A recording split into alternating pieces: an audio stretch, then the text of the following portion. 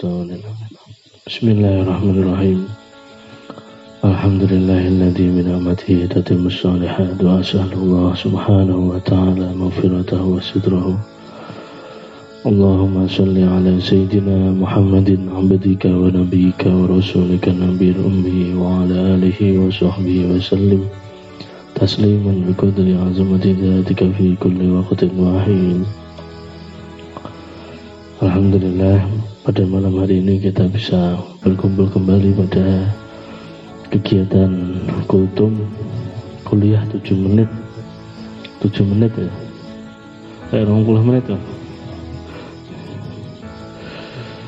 kultum. Insyaallah mudah-mudahan kita mendapatkan keberkahan, kemanfaatan dari kegiatan ini,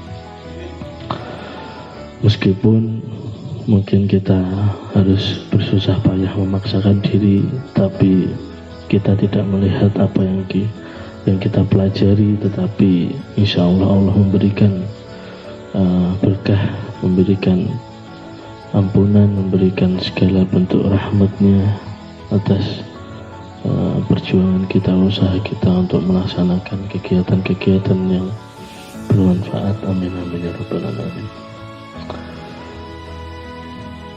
Malam hari ini ada cerita yang semoga bisa menambah hikmah, manfaat buat kita semua. Ada seorang ulama namanya Sufyan bin Unayyah. Sufyan bin Unayyah ini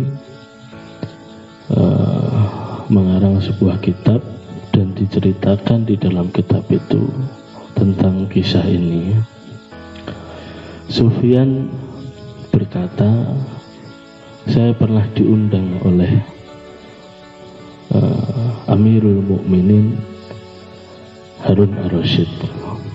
Berarti Sufyan ini ulama pada zaman Harun ar-Rasyid.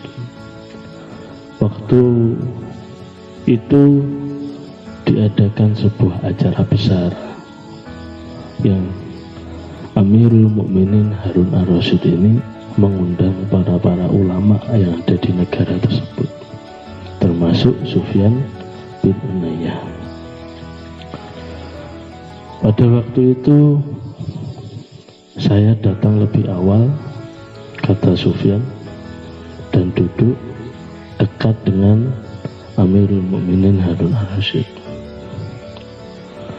Tak lama kemudian datang seorang ulama bernama Fudail bin Iyad.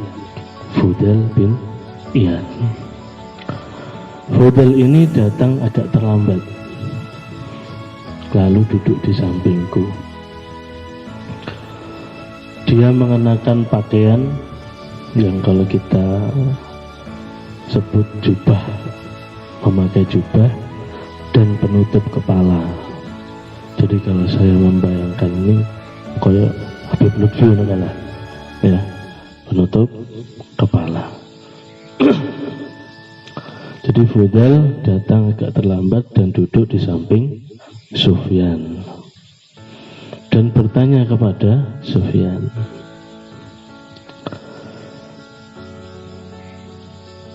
"Hai Sufyan, yang mana Amirul Mukminin Harun ar-Rasyid?" Jadi Fudail ini belum pernah melihat Harun ar-Rasyid. Mana Amirul Mukminin Harun ar-Rasyid? Di Bisri malah. Bisri. Lalu oleh Sufyan ditunjukkan, ini loh Amirul Mukminin Harun ar-Rasyid. Langsung Fudail melihat Amirul Mukminin Harun ar-Rasyid, lalu mengatakan seperti ini, "Hei orang yang berwajah tampan, engkaulah orang yang memegang kepemimpinan umat ini. Engkaulah orang yang memegang kepemimpinan umat ini. Sungguh engkau memikul urusan yang sangat berat. Sungguh engkau memikul urusan yang sangat berat. Jika kita mendengar kalimat ini mungkin biasa saja, karena saya yang menyampaikan. Jadi yang disampaikan oleh Hudal, wahai orang yang tampan, engkaulah yang mau megang kepemimpinan umat ini, sungguh engkau memikul urusan yang sangat berat. Jika kita mendengarnya mungkin kita biasa saja, tapi ternyata setelah mendengar apa yang disampaikan oleh Fudhal bin Iyad ini, Amirul Mukminin Harun Ar-Rasyid menangis sedih.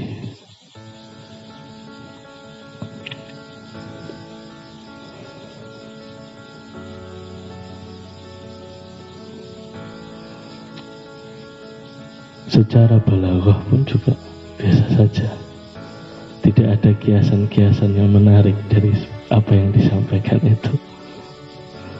Maka para ulama yang menjelaskan tentang kisah ini menyampaikan itu terjadi karena seorang Fudhal ini adalah ulama yang di dalam dirinya tidak ada cinta dunia, ulama yang sudah terbakar oleh api mahabbah kepada Allah dan cinta kepada Allah, mahabbah cinta kepada Allah dan takut kepada Allah Subhanahu wa ta'ala.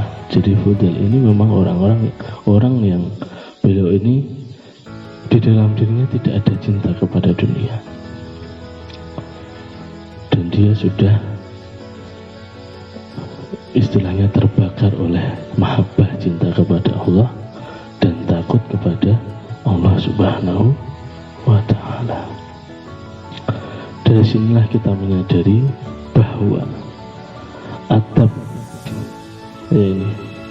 adab dalam berdakwah tidak bertumpu pada sejumlah kemampuan seni bicara, tidak bertumpu pada kefasihan lisan,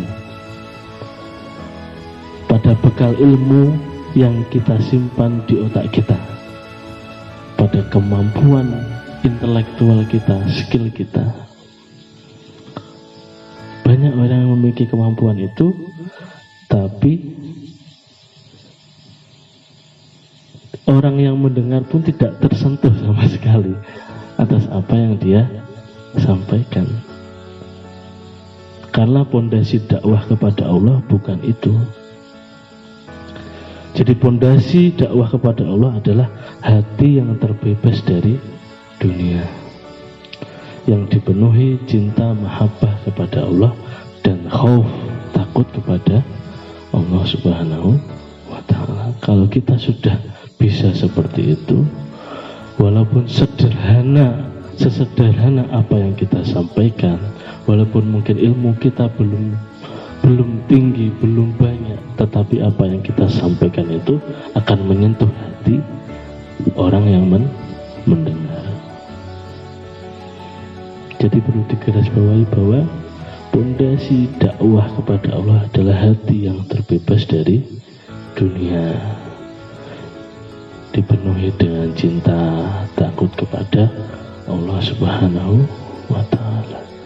Mungkin saya ini bisa membentuk sholat kita, membentuk sholat saya seindah mungkin, tetapi belum tentu hati saya ini terbebas dari riya, terbebas dari dengki, terbebas dari ingin dipuji orang. Mungkin bisa saya menyampaikan kuntum ini dengan sangat indah, tetapi belum tentu niat saya benar-benar murni karena Allah Subhanahu wa ta'ala. Maka dalam dakwah bentuk apapun, ya mungkin di hati ini juga kita dalam bentuk dakwah, kita harus berusaha membebaskan diri kita dari keduniawian, membebaskan diri kita dari duniawian. Masih ingat kaum yang diajak oleh Rasulullah berperang, saya lupa perang apa, yang mereka mu'alaf dari Mekah itu diberikan harta rampasan yang begitu banyak, tapi kaum Ansor melek. Ingat cerita itu Mas Arif? Ya, kok Kanjeng Nabi malah ndonga ngene, semoga Allah mengampuni Rasulullah karena dianggap nggak bener nuwai mereka harta rampasan itu yang banyak, kaum Ansor orang agak.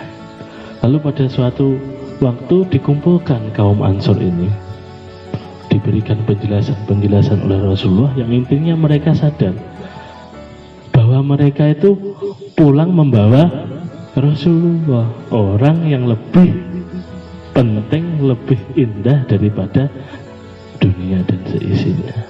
Aku ki mau gowo, mereka membawa harta, aku awakmu nggawa aku.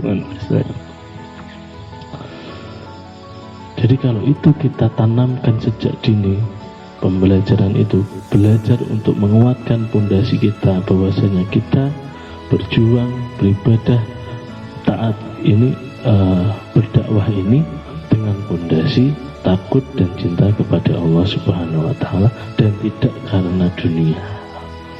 Maka nanti tidak hanya apa yang kita sampaikan, apa yang kita lakukan itu mengena. Ya contohnya mungkin kiai-kiai, ulama-ulama itu. Maka yang dikatakan oleh para guru kita, jika kita memandangnya saja kita akan ingat kepada Allah. Memandang guru kita, ulama kita, kiai kita wis ngerasa kuwi didikan. Paham ya? Muni sithik wis langsung terasa. Dawuh sithik wis langsung terasa. Sowan urung sambat apa masalahnya sudah selesai masalahnya. Sudah merasa masalahnya sudah selesai dengan hanya memandang wajah. Karena apa? Hatinya ini loh yang sudah murni. Maka ini tugas kita. Memang sangat sulit karena apa? Pendidikan jasmani dan batin ini dan rohani ini sangat berbeda. Dan mana yang lebih sulit? Batin. Emang mungkin kita bisa pulang ke rumah dengan sandiwara kita memaksakan diri untuk menjadi pribadi yang kelihatan sebaik mungkin. Mungkin sholat kita bentuk seindah mungkin gerakannya, tetapi hati kita itu belum tentu bisa bersih murni karena Allah Subhanahu wa Ta'ala. Jadi ini harus sejalan. Jangan sampai kita berjuang di hati ini, berjuang dimanapun karena dunia. Nanti kalau sudah karena dunia, ini apa yang kita lakukan ini bisa-bisa sia-sia. Maka Harun ar-Rasyid ini mungkin langsung sadar, oh ternyata begitu berat beban yang saya pikul ini. Dan seperti yang ceritanya kemarin, siapa kemarin? Bisri Al-Hafi itu, anak wong sing ketak-ketak omahe dan menanyakan, iki omahe hamba apa wong sing merdeka? Kok ngenekne pesta sing luar biasa ngene. Dia baru sadar dengan ucapan itu, aku ki mek hamba, ora duwe apa-apa, mek dititipi apa-apa. Lah duwe apa-apa. Maka kita harus sering mengevaluasi diri untuk memperbaiki apa yang ada di hati kita. Kita harus komitmen, kita harus konsisten, kita harus istiqomah, berusaha sebaik mungkin.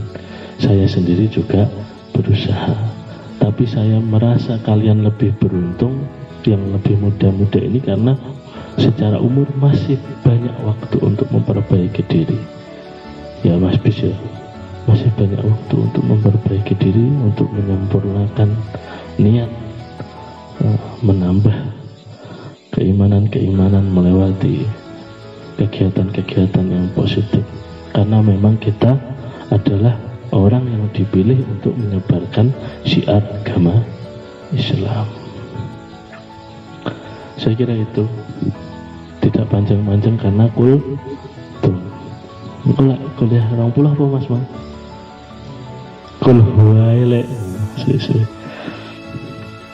Semoga apa yang kita pelajari malam hari ini. Cerita tadi bisa bermanfaat, bisa menjadi inspirasi, bisa menjadi semangat kita untuk menjadi lebih baik. Kita akhiri pertemuan kali ini dengan bacaan alhamdulillah, alhamdulillahirabbil alamin. Assalamualaikum warahmatullahi wabarakatuh. Muhammadun